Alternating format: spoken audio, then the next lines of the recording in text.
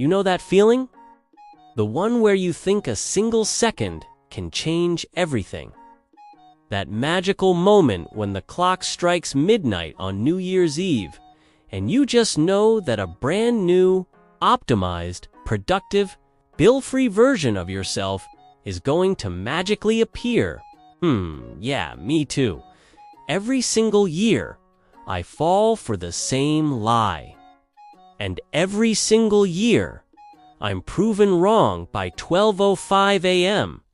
It's like my brain has this annual factory reset fantasy where all my bad habits, all my procrastinations, all my financial woes just get wiped clean, and I emerge sparkling and efficient, ready to conquer the world. Spoiler alert, I don't. Last New Year's Eve, I was particularly invested in this new me narrative. I'd spent weeks meticulously crafting my resolutions. I had a bullet journal, for crying out loud. A bullet journal.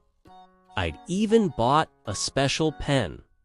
I was going to wake up early, meditate, drink green smoothies, learn a new language, finally organize my digital files, and maybe, just maybe, learn to enjoy kale. The possibilities were endless. The future was bright. A cot statement was a distant, blurry memory. The evening itself was a blur of forced cheer. I was at a friend's party trying to embody the positive vibes only mantra.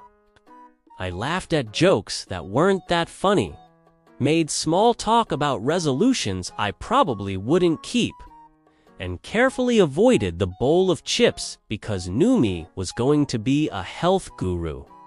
My internal monologue was basically a motivational speaker on overdrive. You got this. This is your year. Gosh, no more hitting snooze. No more impulse Amazon purchases. No more leaving dishes in the sink for 3 days. As midnight approached, the anticipation was palpable. Everyone was counting down, eyes glued to the TV, or their phones, or the giant clock projected onto the wall. 10, 9. My heart was racing. This was it. The moment of transformation. Gate 7. I could practically feel the old me shedding its skin, like a less glamorous, more financially irresponsible snake. 6, 5. The air was thick with hope, champagne bubbles, and the faint scent of regret from past resolutions. 4, 3. I squeezed my eyes shut, mentally preparing for the upgrade. 2, 1. Happy New Year. Fireworks exploded outside, a cacophony of booms and whistles. Confetti rained down indoors. People cheered, hugged, kissed. I opened my eyes, a wide, hopeful smile plastered on my face. This is it, I thought. This is my moment. I am reborn.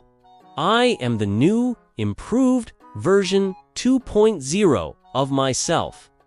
And then, at precisely 12:02 a.m., it happened.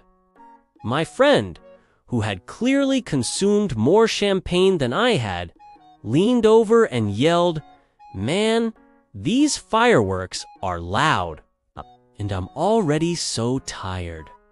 And just like that, the spell was broken. Tired. The word echoed in my head. Tired.